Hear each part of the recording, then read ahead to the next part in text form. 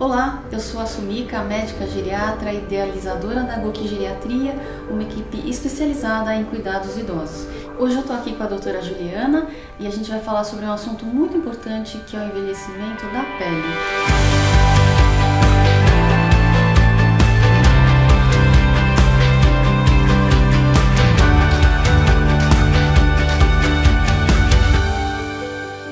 Olá pessoal, eu sou Juliana, sou médica da equipe da geriatria da Goki e hoje a gente está aqui para falar sobre a pele, né? O quanto é importante esse tema para a gente discutir e trazer um pouquinho mais de conhecimento para todo mundo.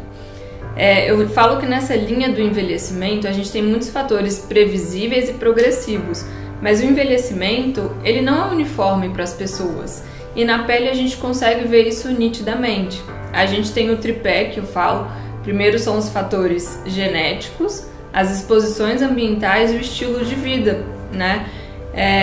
E aí a gente tem uma comparação muito clássica, por exemplo, um paciente, uma pessoa que se expôs a vida inteira, que morou na fazenda, tem aquela exposição solar aumentada, ela vai ter uma pele diferente de uma pessoa que morou na cidade a vida toda, num escritório e não teve aquela exposição tão intensa, o que a gente chama de fotoenvelhecimento, né, doutora? Isso mesmo. Então o sol é um fator super importante, Sim. né? E você me falou ainda que tem os fatores ambientais, que além do sol a gente pode falar do vento também, né? Da secura do ambiente. E as luzes artificiais também são uma fonte de fotoenvelhecimento, né? E quanto à genética? Me fala um pouquinho sobre a genética. Vamos lá, então sobre a genética, o que a gente sabe é que peles mais claras, né, pessoas que são um pouco mais brancas, elas têm um envelhecimento, vamos dizer assim, um pouco mais precoce, maior propensão a manchas, que são as manchas mais hipercrômicas, aquelas mais escuras, e também a maior flacidez e surgimento de rugas. Também pode estar relacionado a essa questão genética às etnias. A gente sabe que, por exemplo, né, os orientais e os negros, a gente sabe que eles têm uma quantidade maior de colágeno e talvez eles tenham um envelhecer um pouco mais tardio, a presença de rugas seja um pouco menos frequente do que quando a gente tem uma origem mais europeia, uma origem mais branca da pele. Legal, Ju. E existem fatores que ocorrem com todas as peles, né? O envelhecimento natural de todas as peles. Então me conta um pouquinho o que acontece ao longo do envelhecimento por debaixo, então, das nossas células. Sim, com certeza. O primeiro ponto que a gente tem que lembrar é que a pele, com o envelhecimento, ela vai ficando mais seca e mais espessa, como se ela estivesse ficando mais grossa. E isso aumenta muito o risco de formação de bolhas e lesões. Por isso talvez seja um pouco mais frequente a gente ver a pele dos mais idosos ter bem mais seca e qualquer machucado a gente já pode ter a formação de lesões, de bolhas.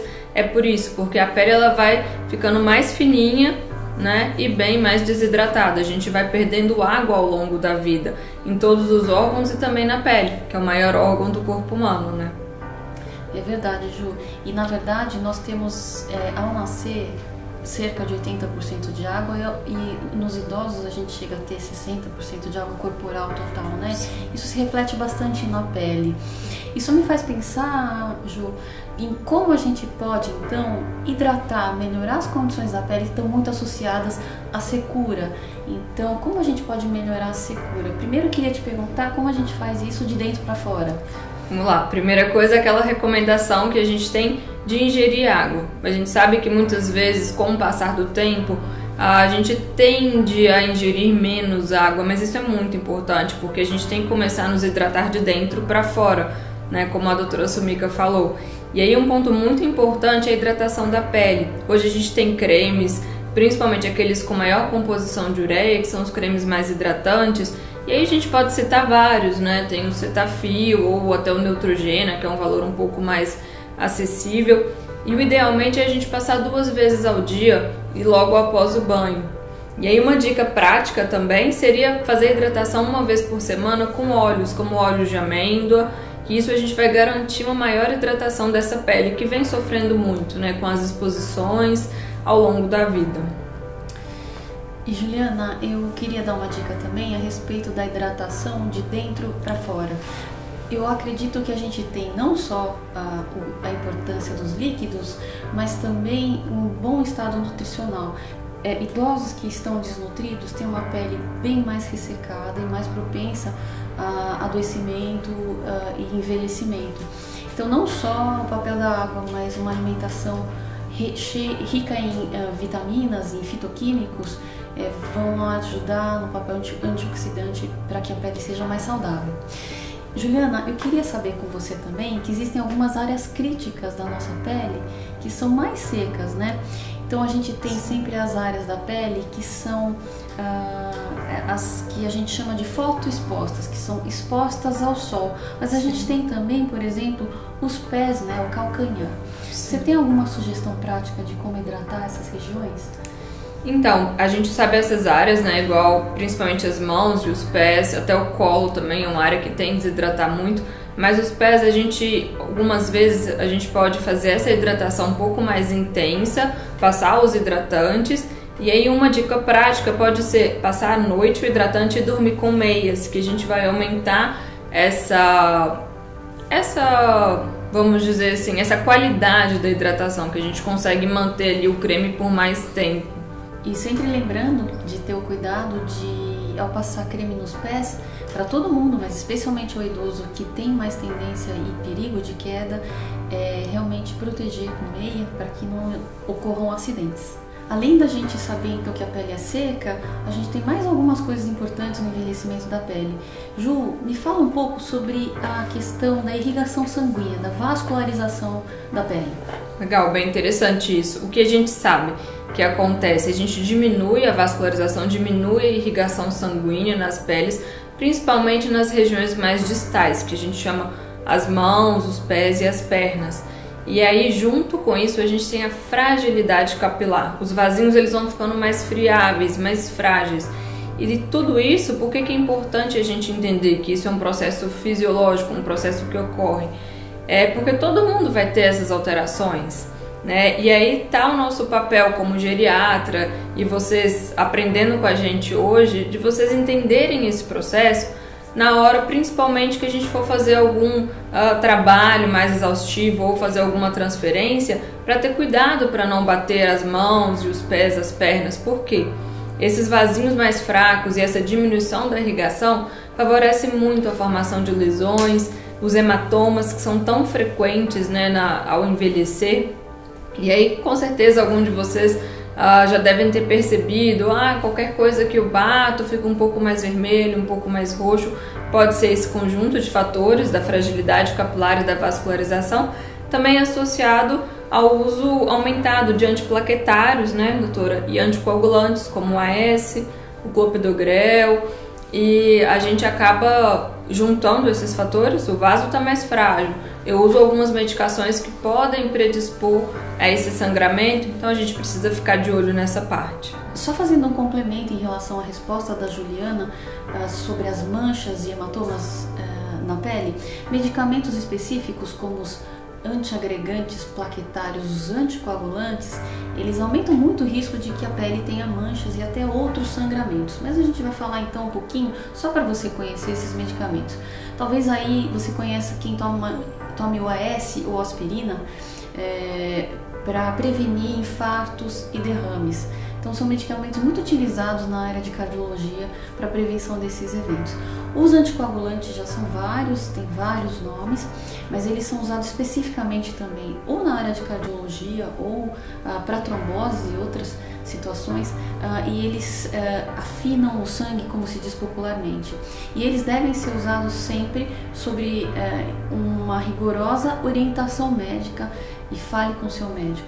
Tá? Frequentemente, pequenas manchas na pele, ou até que sejam um pouco maiores, não colocam em risco a vida da pessoa. Então é importante decidir junto ao médico o quão graves são essas manchas para decidir sobre esses medicamentos. Bom, a Juliana nos falou então que nós geriatras olhamos a pele do idoso e nós temos uma atuação específica, muito menos abrangente que o dermatologista, como ela mencionou, uma importância vital que lesões dermatológicas, manchas mais escuras, diferentes, sejam avaliadas pelo dermatologista.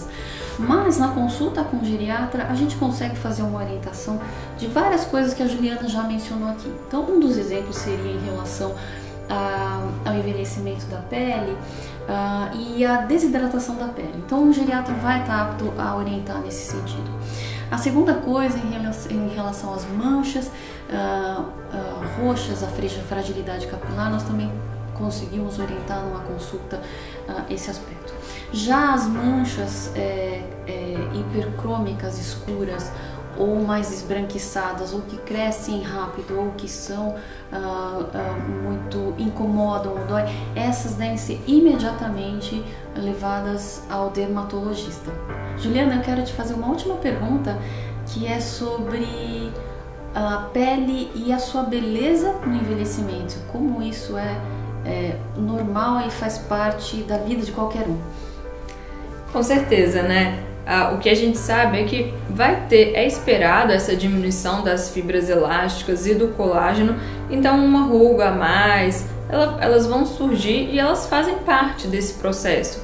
E é isso que a gente estava falando, do aceitar o envelhecer, que é normal, é esperado que as rugas elas vão surgir, a pele vai ficar um pouco mais flácida, mas nós temos que aceitar isso. E é claro, se a pessoa se sentir muito incomodada, a gente tem os procedimentos estéticos, eles são bem-vindos, muitas vezes eles realçam algumas belezas até das nossas características mesmo, e não tem idade para isso. A gente sabe que o importante é a gente ter um bom profissional de saúde ali orientando, né? Igual a gente falou, o papel do geriatra, de fazer esse reconhecimento, trabalhar, fazer uma decisão compartilhada com o paciente e a gente encaminhar para um bom profissional de saúde, para um dermatologista experiente, que saiba fazer todos esses ajustes, vamos dizer assim, né, doutora? Verdade, Ju. E eu queria dizer que o envelhecimento é muito bonito, inclusive com rugas e com manchas, porque elas contam a história da sua vida. Então foi um prazer ter vocês aqui com a gente no nosso vídeo da Goki Geriatria. Se você não é inscrito e se sentir à vontade para nos seguir, vai ter muito conteúdo bacana ainda pela frente. E se você quiser, compartilha também com as pessoas idosas da sua família, seja no WhatsApp, seja como você preferir. E a gente vai estar à disposição. É sempre bom ter você aqui com a gente. Um beijo, tchau, tchau!